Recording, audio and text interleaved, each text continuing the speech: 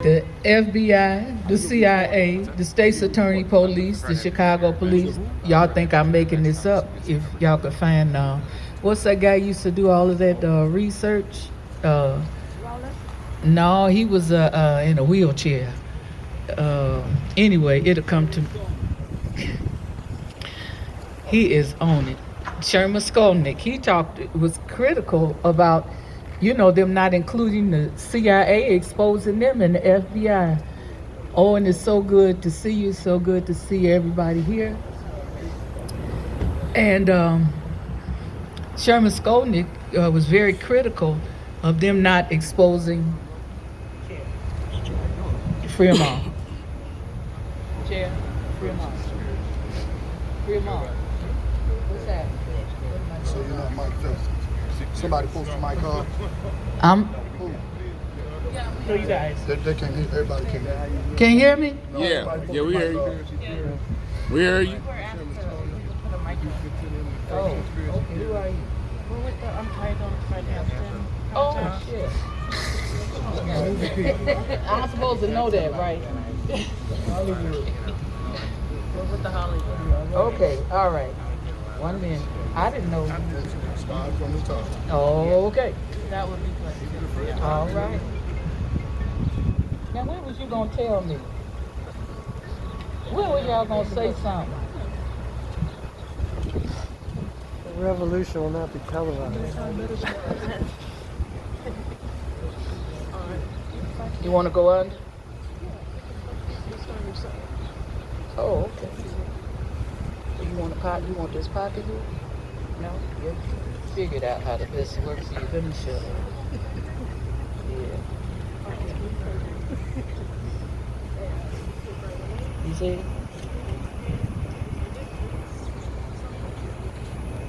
I ain't scared of you.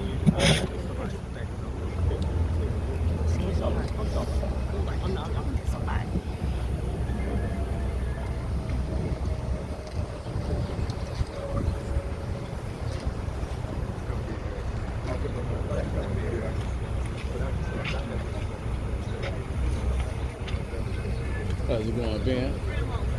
All right.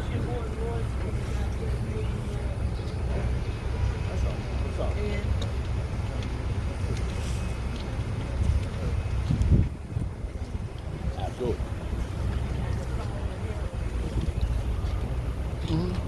Cool.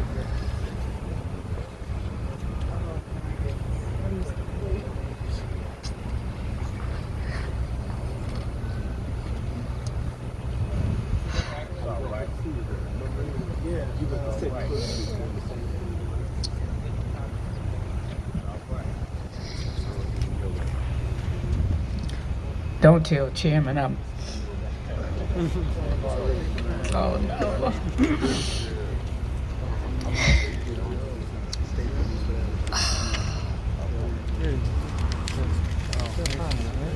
Okay. I want to thank everybody for coming out on this, the 50th anniversary of the assassination of Chairman Fred Hampton and Defense Captain Mark Clark. This site, this is not the same building, but this is the site that we come every year to commemorate the life, legacy, and work. Wow. Y'all stop giving me messages because I'm not gonna be able to.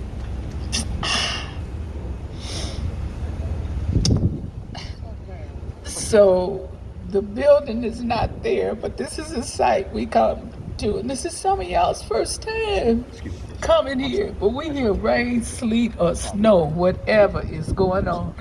If it's one of us, and it's been a couple of times, it's been over 500 people, and it's been sometimes, this is mild weather. It's been sometimes when it's been hotter than this.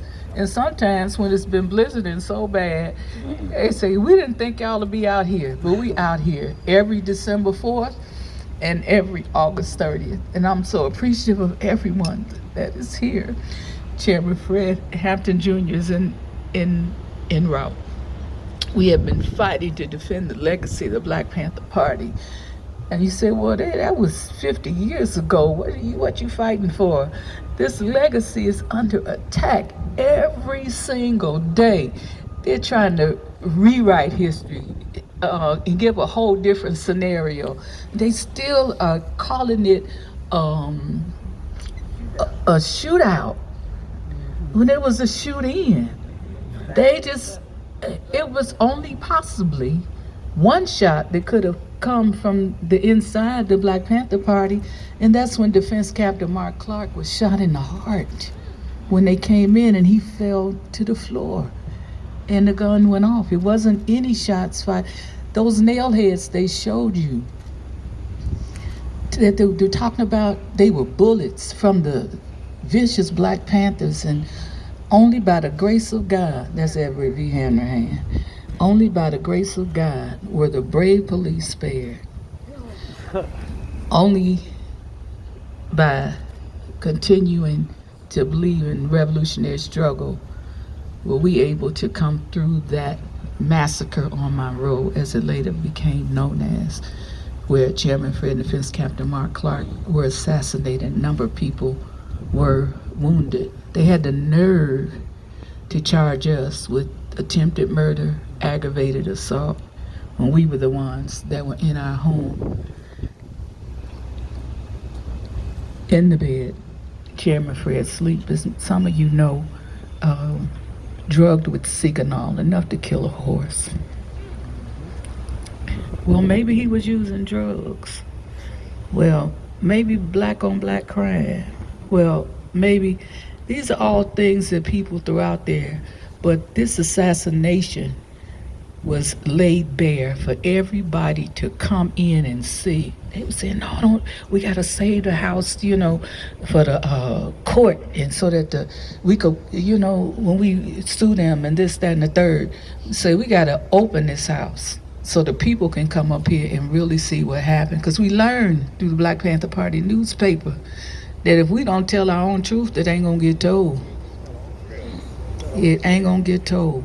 So we knew that, and some of you see the pictures, people were lying. It was really cold in 1969, December 4th.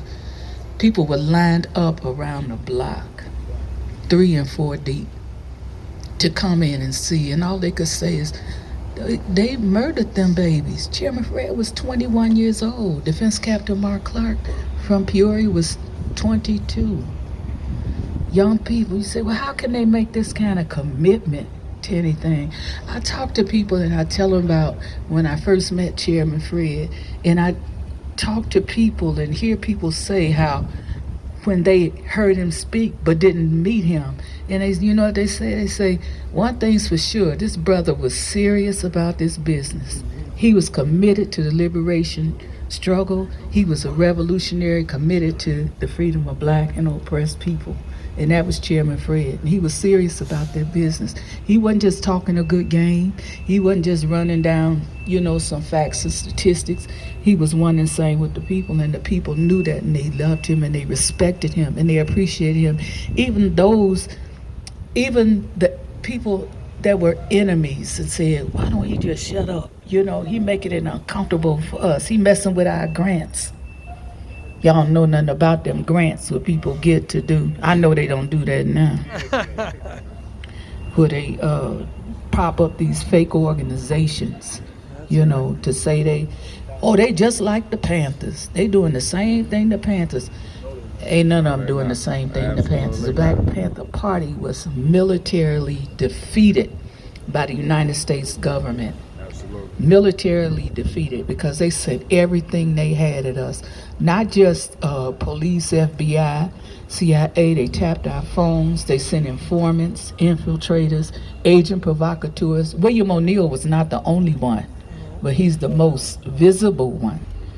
There was a woman, Maria Fisher, who was there, and so many others that I can't name at this time.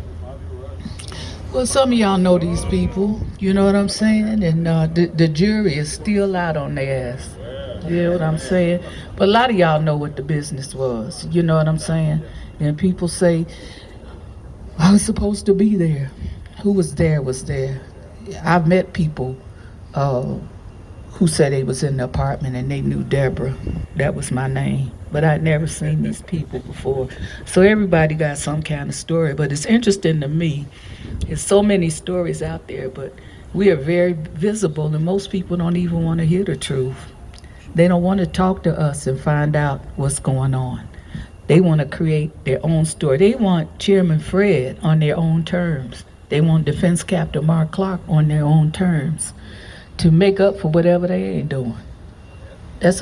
Let them be. Let them rest in revolution. Let them be who they were. You know what I'm saying? Let them be Black Panthers fighting to defend the rights of black people, fighting for self-determination. And that's an important. I think we do a great disservice when we try to make them into something else, what they weren't.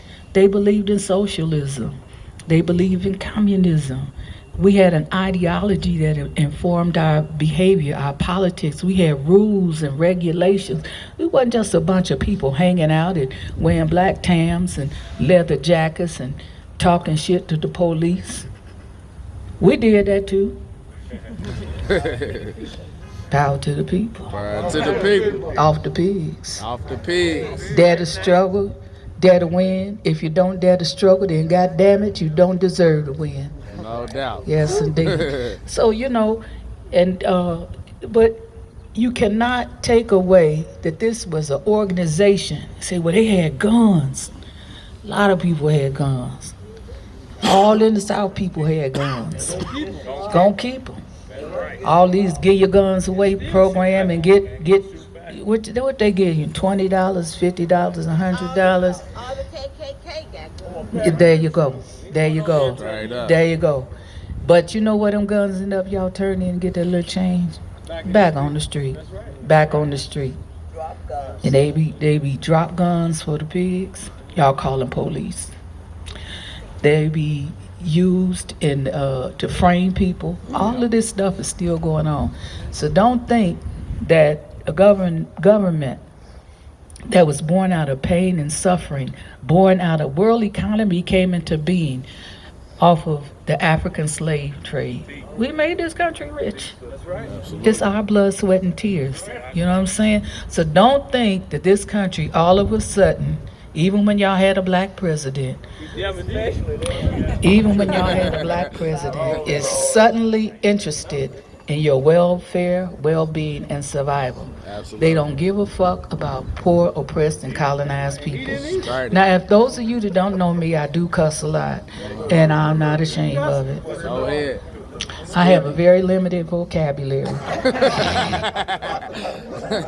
right, Ms. Hampton. Revolutionary. Listen, okay, we're going to do this 5-minute moment of silence. We're going to raise our hand for 5 minutes. I need a timekeeper because I can't tell time. Talking about the cameraman too. Y'all raise y'all fists too. They don't want no trouble. 5 minutes.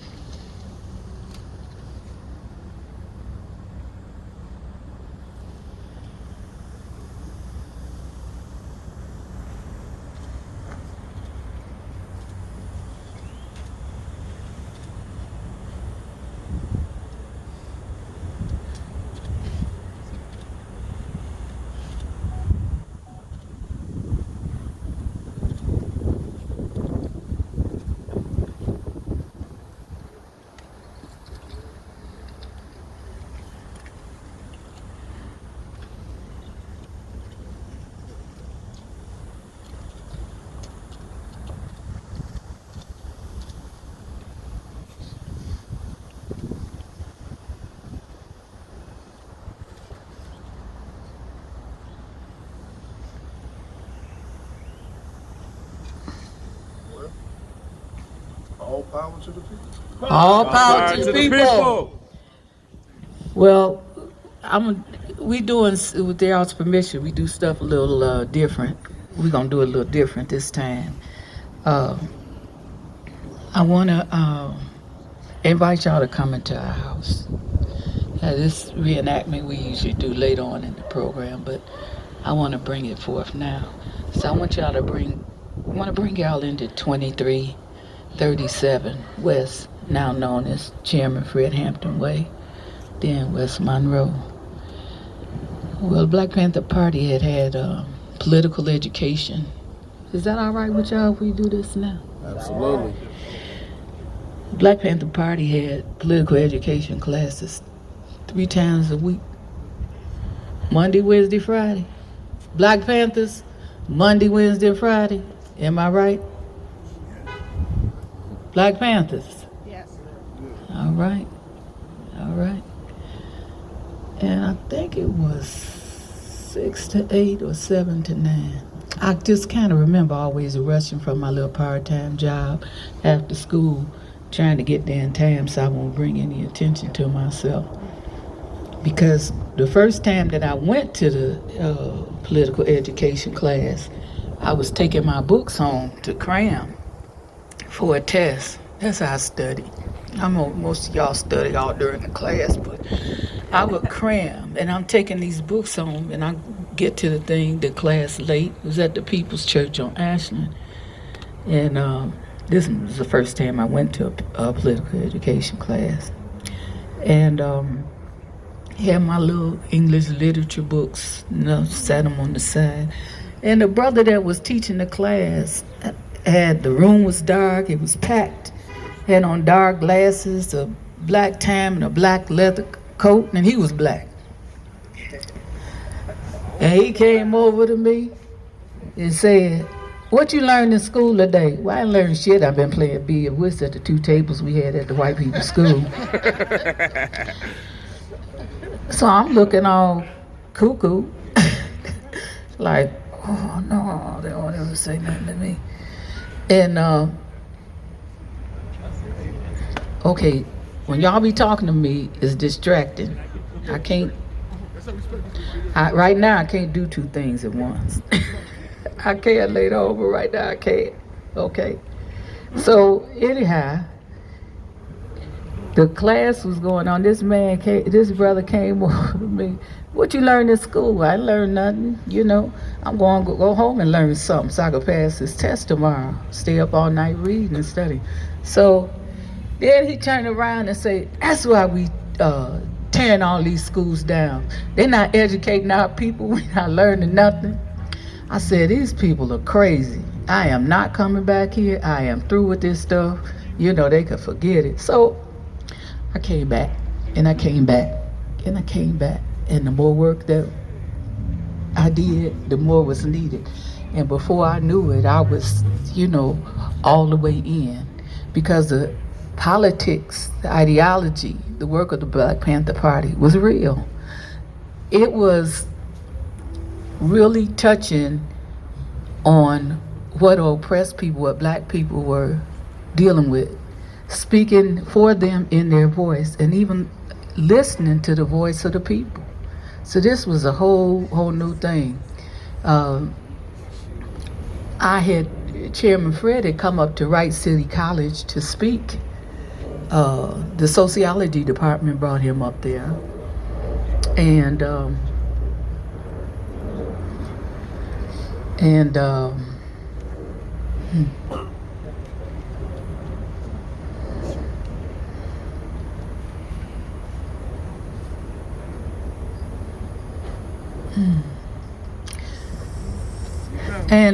so I tried to get my crew to go to hear these Black Panthers talk, but they was like, "Girl, we'll catch you later," So I'm late again. So I go up to the front of the room, and Chairman Fred is speaking. And then after his speech, he was laying it down, talking about the programs the party had, all this. At the time, I used to write poetry, so I brought my little poetry book because I thought I was a shit, And after he got through speaking, he asked all the white people to leave. I'm gonna pick this up later. No.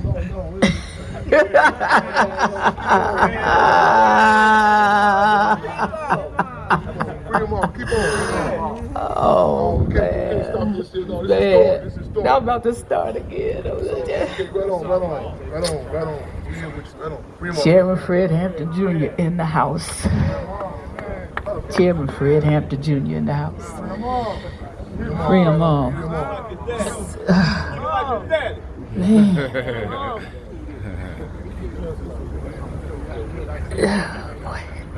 So, told y'all don't tell him I'm doing this, but now I started all over. So anyhow, I went up to talk to Chairman Fred. Okay, so Chairman said, okay, we want all the white people to leave. So the white people started, oh no, we all working together. He said, we're gonna have a crying session for y'all later on. So y'all gotta go. I want to talk to my brothers and sisters. So all the white people left, you know, not voluntarily, but they left.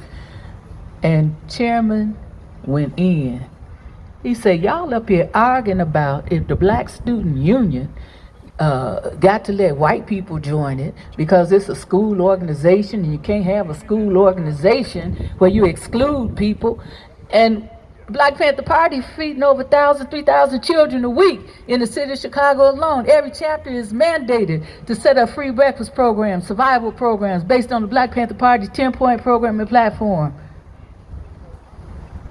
So, of course, Black Student Union looking real stupid, including myself. Like, we arguing over who could be in the Black Student Union, and they doing this. We fighting against police brutality. We fighting against dilapidated housing. They forcing everything is political. If you go in the store and buy a loaf of bread, and you paying $2 for some stale ass bread, and you go in the white community and the bread is 69 cents and it's fresh. The date it ain't even expired. And you like, damn, the bread ain't expired yet. Everything is political, even when you go in the store to buy a loaf of bread.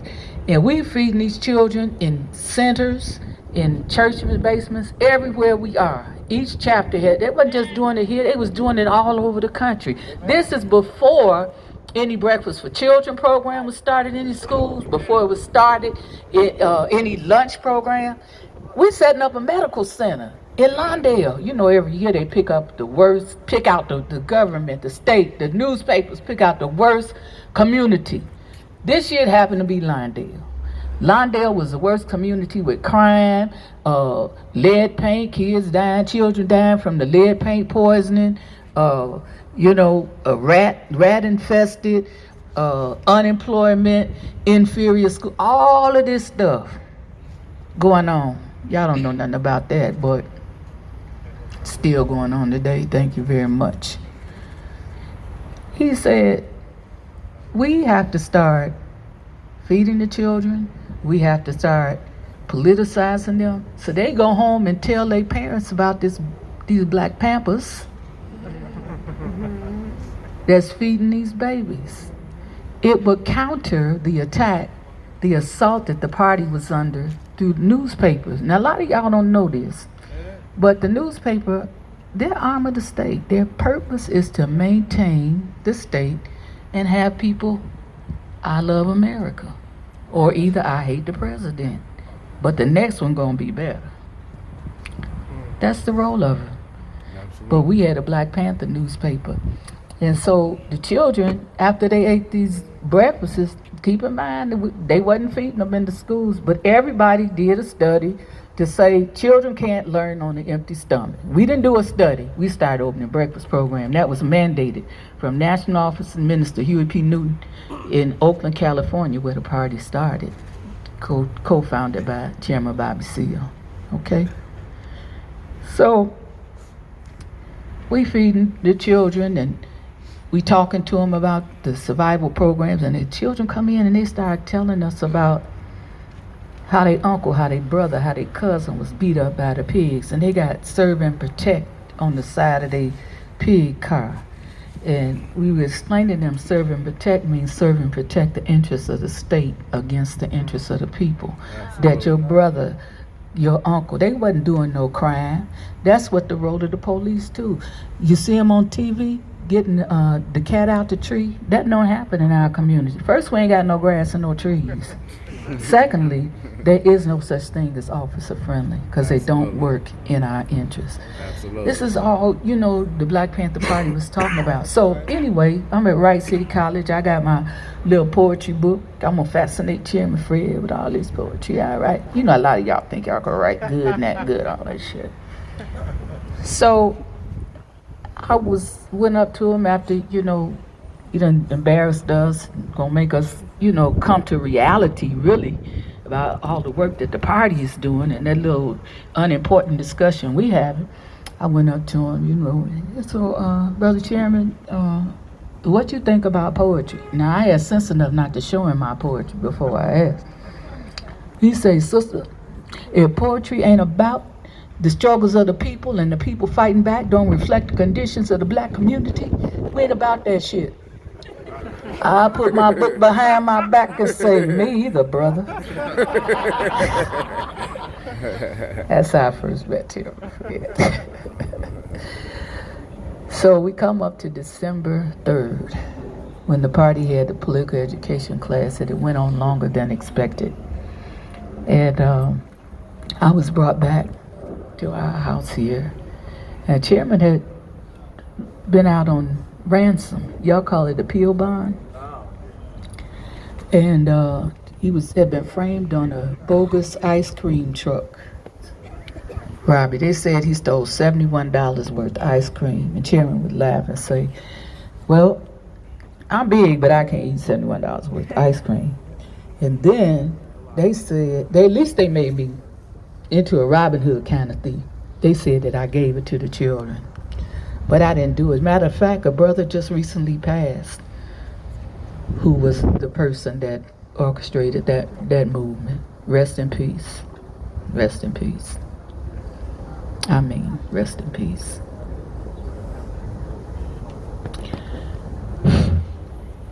So Chairman Fred was running. Any of y'all been in jail, you either a prison, you either stay away from people or you running 24/7 trying to catch up. It might be one or two out here that know what I'm talking about. Chairman Fred was running 24/7 trying to catch up with all of the work that needed to be done, trying to make sure the programs. Matter of fact, he had everybody, in the Midwest come to Chicago so we could tighten up the party.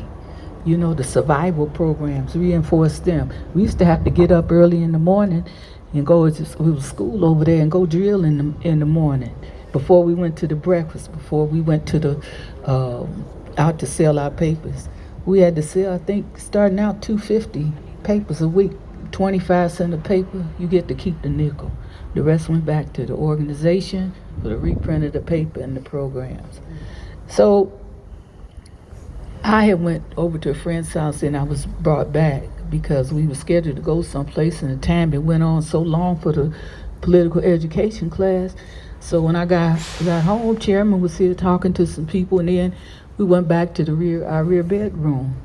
And Chairman got on the phone. He fell asleep on the phone. I didn't think this was unusual because, like I said, since he got out on this ransom, he been running 24/7, trying to get all this work done, trying to, strengthen the programs and stuff that was going on. The breakfast, getting the medical center open under the leadership of Ronald Doc Satchel, Deputy Minister of Health, who Chairman grabbed from the University of Illinois, Chicago campus. Doc was a first semester student.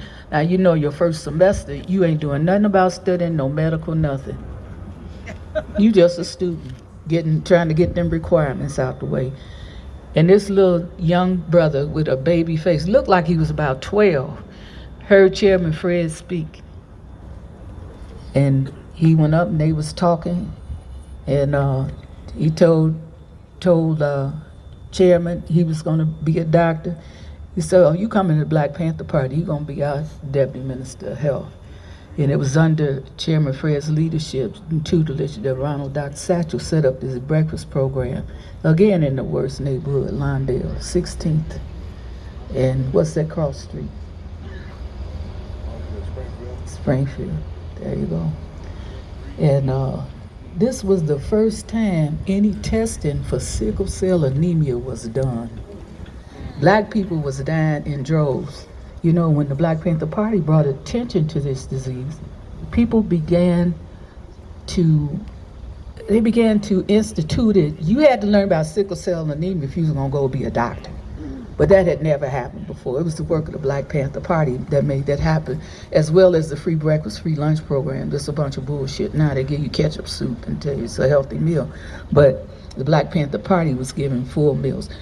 I can get long-winded, so I'm gonna wrap this up. So Chairman fell asleep on the phone. He was talking, and I didn't think this was strange because he had been running. Next thing I remember, I fell asleep too. And somebody came in. Chairman, wake up, the pigs are vamping. About the same time, I'm feeling our bed vibrating. All these shots going into it, plaster flying off the wall. You could smell cordite. Been under fire, you know what I'm talking about. I moved over on top of Chairman Fred. Now he was a big guy, but he moved real slow. He lifted his head towards the doorway, never moved out the bed, and laid his head back down real slow. That was the only movement he did. Of course, the pigs were saying that he was fine at 45 out the window, shooting at him. Never happened. Found out later that Chairman Fred had been drugged. And informant was Seconal, enough to knock out a horse. This shooting, if you ever been under gunfire, 5 minutes is 5 hours. Shooting went on for what seemed like hours. Somebody who had come into the room said, stop shooting. We have a pregnant sister in here. Stop shooting.